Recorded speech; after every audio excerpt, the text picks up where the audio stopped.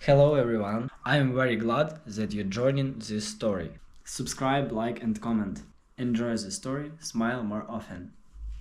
I never imagined my sister could do something so cruel, so calculated. We've had our fair share of sibling squabbles. Who doesn't?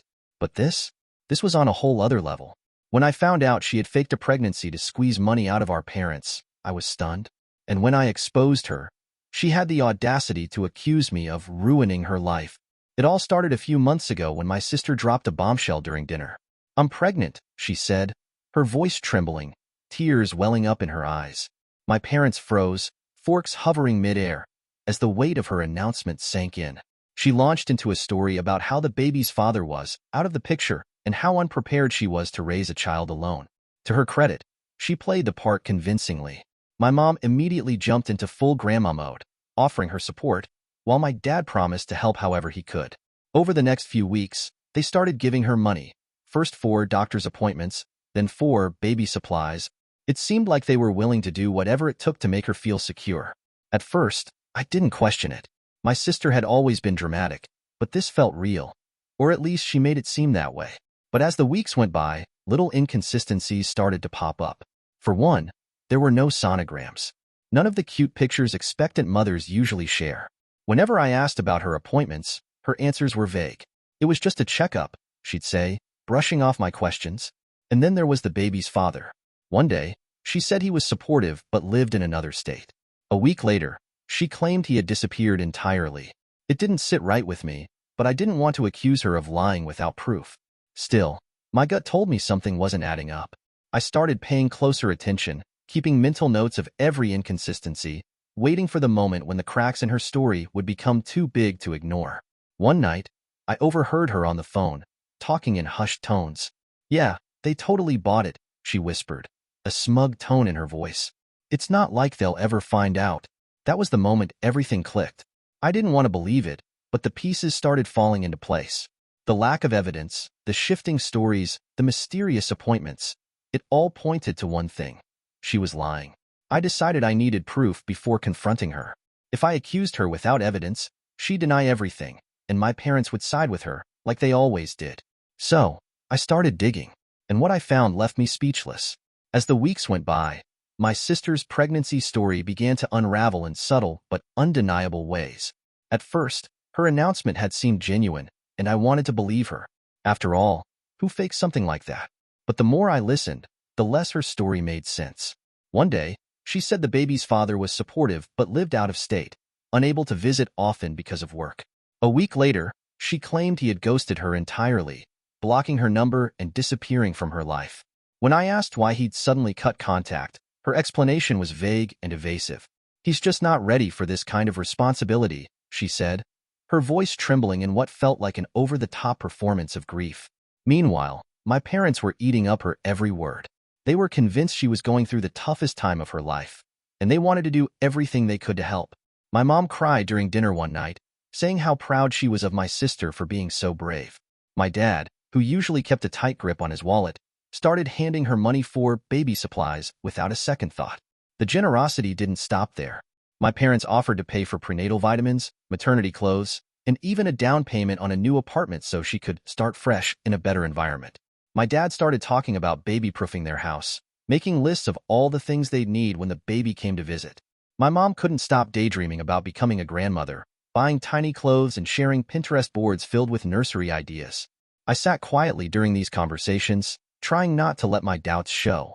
Part of me felt guilty for questioning her, especially when she seemed so emotional about everything. But another part of me couldn't shake the feeling that something was off. Her stories about doctor's appointments were vague at best. She never had any sonograms to show, and when my mom offered to go with her to an appointment, my sister quickly declined.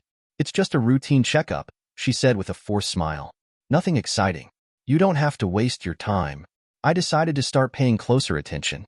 Every time she mentioned the pregnancy, I made mental notes of her words, looking for inconsistencies. And they weren't hard to find. One evening, she casually mentioned that the baby was kicking like crazy, but a few days later, she told my mom the doctor said it was too early to feel movement. Another time, she claimed to be struggling with morning sickness, yet she had no problem scarfing down a huge plate of greasy food at dinner without batting an eye. These little details gnawed at me, but I kept quiet. I didn't want to accuse her of lying without concrete proof.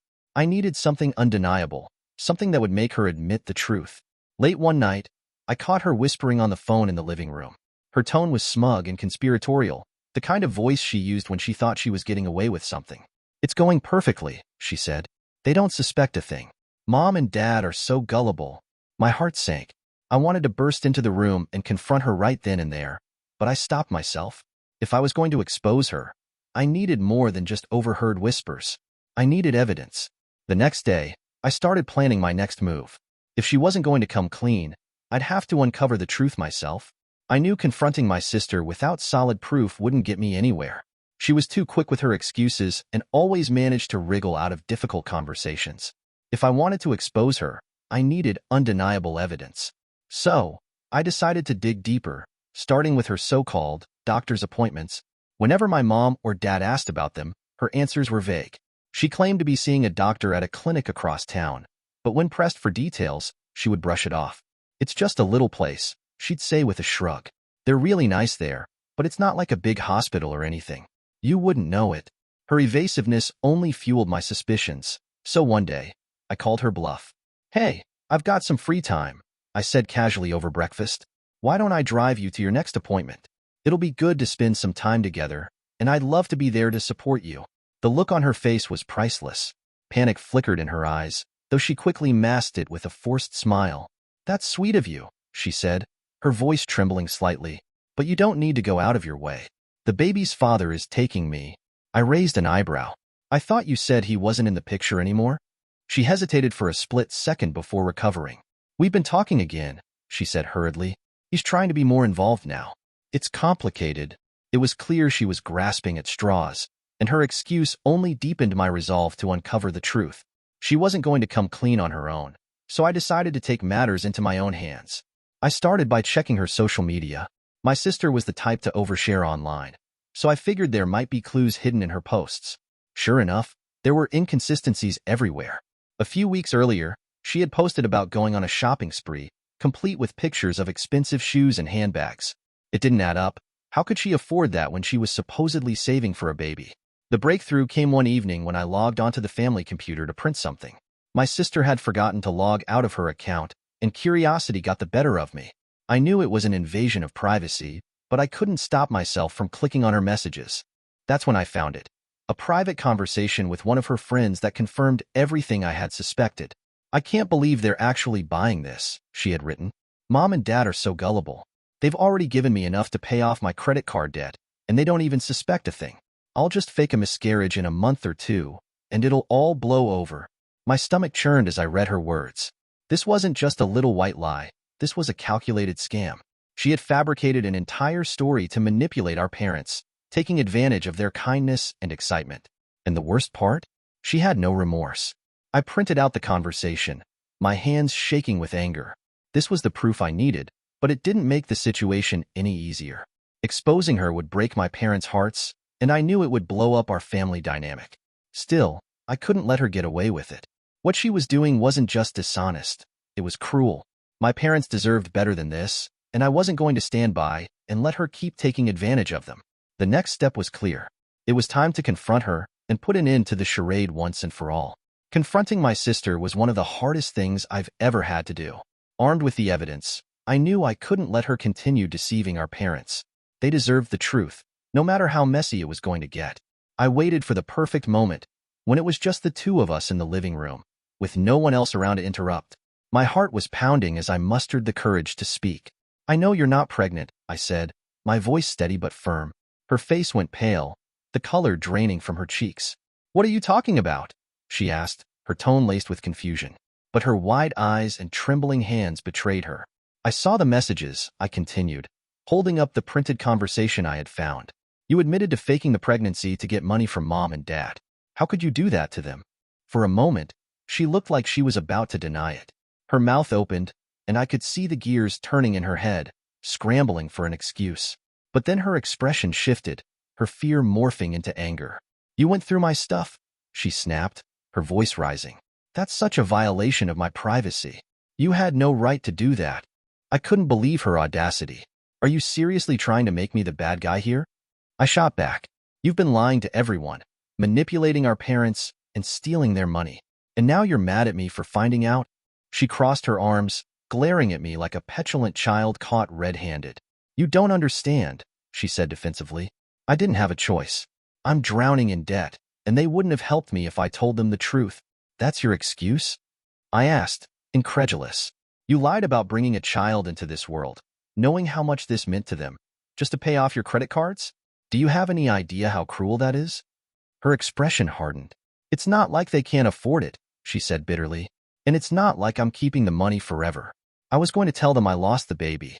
They'd feel bad for a while, but they'd get over it." I stared at her, stunned by her lack of remorse. "You think that's okay? To take advantage of their kindness and break their hearts, just because you're too selfish to own up to your mistakes?" She rolled her eyes, brushing off my words. "You're being so dramatic. It's not like anyone's getting hurt." "Not getting hurt?" I repeated, my voice shaking with anger. "Do you have any idea how devastated they'll be when they find out the truth? You're not just lying to them. You're betraying their trust. And for what? A quick fix to your problems." For a brief moment, I thought she might break down and apologize. Her eyes glistened with tears, and her shoulders slumped. But then, just as quickly, the defiance returned. "You don't get it," she said, her voice trembling with frustration. "My life is falling apart, and no one's helping me. I did what I had to do. And honestly, you're just jealous because Mom and Dad are finally paying attention to me instead of you." Her words left me speechless. I couldn't believe she was trying to turn this into a competition, as if her lies were justified by some twisted sense of sibling rivalry. "I'm not jealous," I said quietly. "I'm disgusted. You've taken advantage of the people who love you the most, and you're too selfish to even feel bad about it." She glared at me, but I didn't flinch. I had said my piece, and there was nothing more to argue about. The next step was clear. It was time to tell our parents the truth. After confronting her with the truth, I expected my sister to show at least a shred of guilt. But instead of apologizing, she immediately went on the defensive, her voice rising with every word. "You had no right to snoop through my stuff," she yelled, glaring at me as if I were the villain in this situation. "That's such a violation of my privacy." I stared at her, trying to keep my composure. "You're really going to make this about me?" I asked, incredulous. "You've been lying to everyone and manipulating Mom and Dad for months. And now you're mad at me for finding out?" She threw her hands up, pacing the room like a caged animal. "You don't understand how hard my life is," she snapped. "I'm drowning in debt, and this was the only way to get out of it. Mom and Dad can afford to help me. It's not like I'm stealing from strangers." Her words hit me like a slap. I couldn't believe what I was hearing. "You're stealing from them," I said firmly. "It doesn't matter if they're family or strangers. You're lying to them, taking their money under false pretenses, and breaking their trust. How can you not see how wrong this is?" She stopped pacing and crossed her arms, rolling her eyes like a teenager caught sneaking out past curfew. "They don't need to know," she said dismissively. "I'll tell them I miscarried, and it'll be fine. They'll feel bad for a little while, but they'll move on. It's not a big deal." Her lack of remorse left me speechless. It was one thing to lie about being pregnant, but to have a ready-made plan for faking a miscarriage? It was sociopathic. "You're seriously okay with this?" I asked, my voice shaking with anger. "You're okay with breaking their hearts, taking their money, and pretending it's fine because it fixes your problems?" "You're so dramatic," she said with a scoff. "It's not like anyone's getting hurt. They're happy thinking they're helping me, and I'm solving my problems. Everyone wins." "Everyone wins?" I repeated, my voice rising. "You think Mom and Dad are going to win when they find out you've been lying to them this whole time? Do you have any idea how much this will hurt them?" She shrugged, her indifference cutting deeper than anything she could have said. "They're old," she said casually. "They've seen worse. This will blow over." Her words left me furious. "You don't even care, do you?" I said, my voice trembling. "You don't care about what this will do to them, or to us. All you care about is yourself." For a moment, her mask of indifference faltered. "Of course I care," she said, though her tone lacked conviction. "But I'm out of options. You don't know what it's like to be in my position. I needed a way out, and this was the only thing I could think of." "No," I said, shaking my head. "You didn't need to do this. You chose to do this because it was easier than facing the consequences of your actions. And now, you're trying to make me feel bad for exposing you." Her eyes flashed with anger. "You don't get it," she said, her voice trembling. You've always had it easy. Mom and Dad have always helped you when you needed it. But when I ask for help, it's different. They judge me. They criticize me. So yeah, I lied. But it's not like I had another choice. You had a choice, I said, my voice cold. You could have been honest. But instead, you decided to betray the people who love you the most.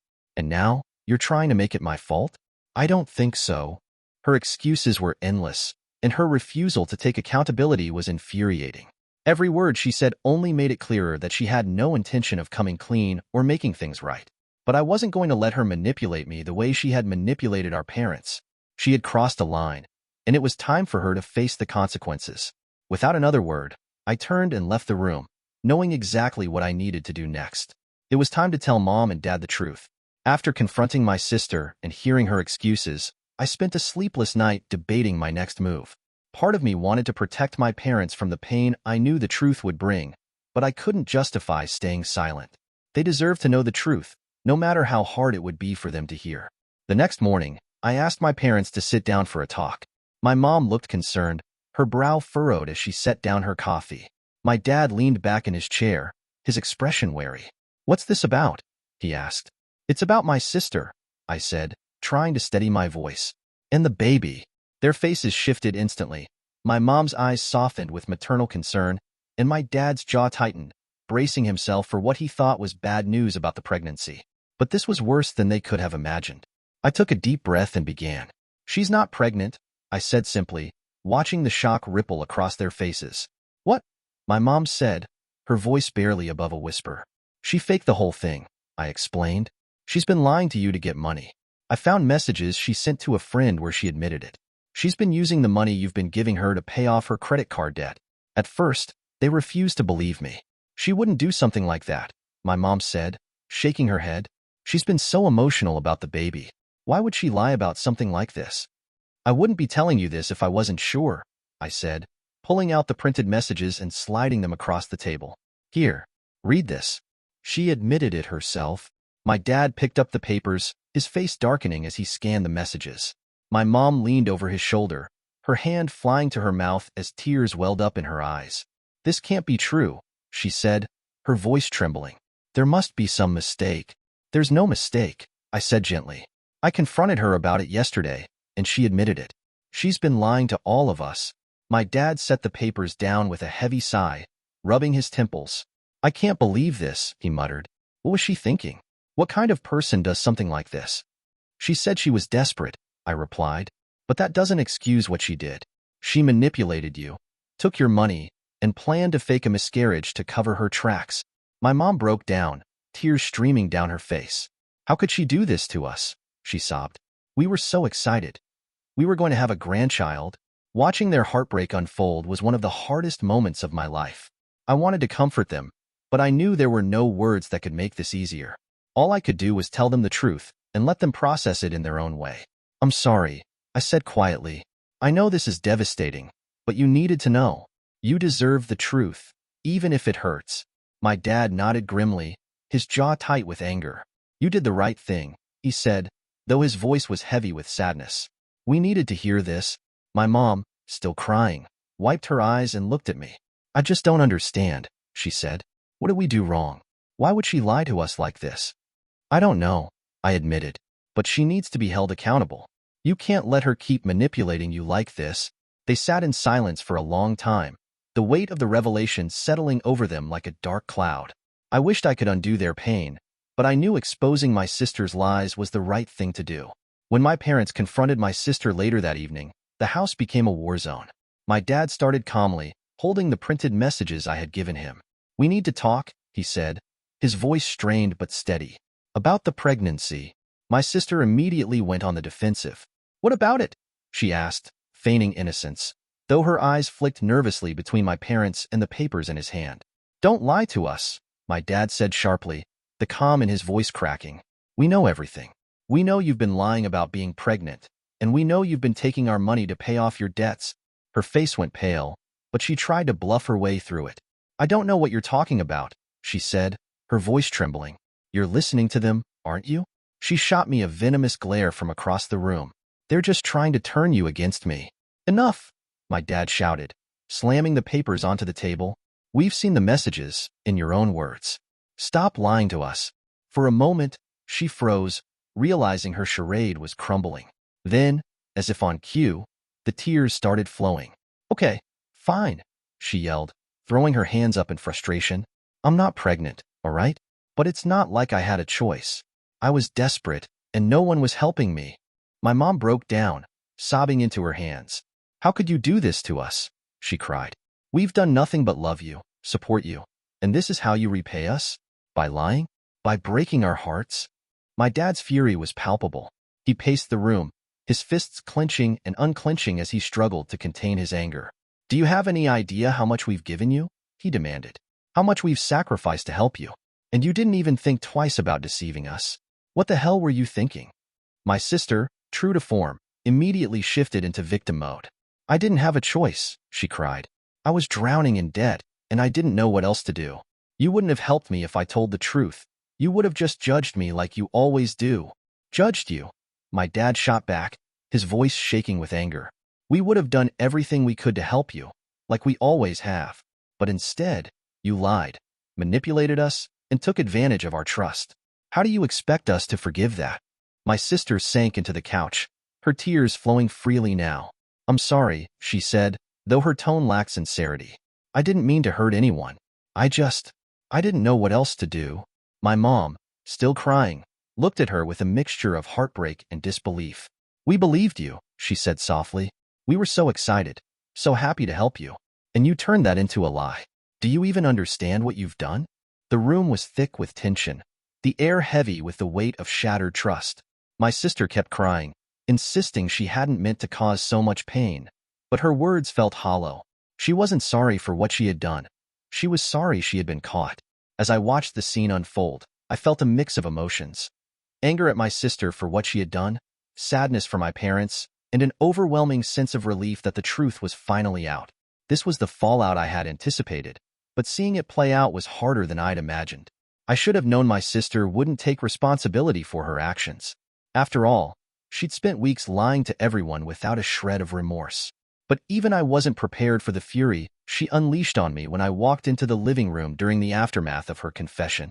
This is your fault, she screamed, tears streaming down her face as she pointed an accusatory finger at me. If you hadn't stuck your nose where it didn't belong, none of this would have happened. I blinked, stunned by the audacity of her words. You're blaming me? I asked, my voice tinged with disbelief. You lied to everyone, manipulated mom and dad, and stole from them. And somehow, this is my fault? Her face twisted with anger and frustration. You don't understand, she shouted. I was trying to fix my life, and you've ruined everything. Do you have any idea what you've done? Now everyone's going to think I'm a horrible person because of you. I took a deep breath, trying to keep my composure. They're going to think you're a horrible person because of what you did. Not because of me, I said firmly. I didn't make you lie. I didn't make you fake a pregnancy. You did this to yourself. You could have just stayed out of it, she yelled, her voice trembling with rage. But no, you had to go digging, had to play the hero. You're so self-righteous, always trying to prove you're better than me. I shook my head, utterly baffled by her complete lack of accountability. This isn't about me being better than you, I said. This is about you lying and stealing from the people who love you. You got caught, and now you're trying to make me the bad guy. But guess what? I'm not the one who faked a pregnancy to scam our parents. Her fury only escalated. You don't know what it's like, she cried. I was desperate, okay? I didn't have a choice. And now my life is over because you couldn't mind your own business. Your life isn't over, I said, my voice steady despite my rising frustration. But it's time you face the consequences of your actions. Stop blaming me for exposing the truth. You're the one who lied. You're the one who needs to own up to it, she scoffed, throwing her hands in the air. You think you're so perfect, don't you? Always the favorite, always the one who does everything right. I made one mistake, and you couldn't wait to tear me down. One mistake? I repeated, incredulous. This wasn't a mistake. This was a calculated, months-long lie designed to manipulate everyone around you. And now that it's blown up in your face, you're acting like the victim. Newsflash, you're not the victim here. Her eyes filled with tears, but her anger didn't waver. I can't believe you do this to me, she said, her voice cracking. You're supposed to be my sibling. You're supposed to have my back. Instead, you've ruined my life. I felt a pang of sadness beneath my anger, but I refused to let her guilt trip me. I am your sibling, I said quietly, and maybe if you'd come to me with the truth, I could have helped you. But you didn't. You lied, and you hurt the people who care about you the most. That's on you, not me. For a moment, she seemed to waver, as if my words were finally getting through. But then her expression hardened again, and she turned away, muttering under her breath about how unfair it all was. As I left the room, I felt a mix of emotions: anger, frustration, and a deep sense of sadness. My sister's refusal to take responsibility was infuriating, but it was also heartbreaking. I had hoped this confrontation would be a wake-up call for her, but it seemed she was more interested in blaming me than facing the truth. Still, I knew I had done the right thing. Sometimes, doing the right thing means standing firm, even when it makes you the villain in someone else's story. The aftermath of my sister's lies left our family in shambles. The tension in the house was palpable, like a dark cloud hanging over every conversation. My sister barely spoke to me, and when she did, it was only to hurl more blame my way.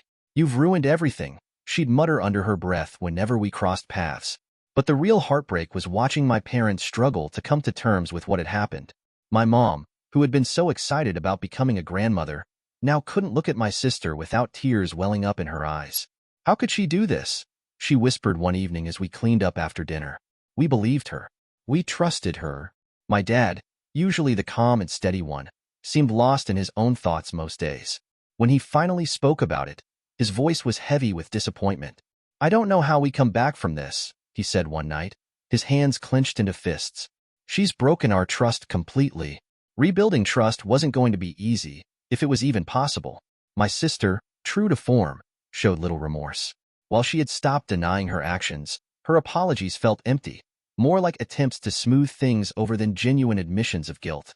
"I said I'm sorry," she told my mom during a particularly tense conversation. "What more do you want from me?" "I want you to understand what you've done," my mom replied, her voice trembling. "I want you to realize how much you've hurt us, not just with the lies, but with the betrayal. You didn't just break our trust. You broke our hearts." But my sister didn't seem to grasp the gravity of her actions. Instead, she continued to deflect, blaming her financial struggles, her desperation, and even me for the situation. It was infuriating to watch, but I knew I couldn't force her to change. She had to come to that realization on her own. In the meantime, I did my best to support my parents.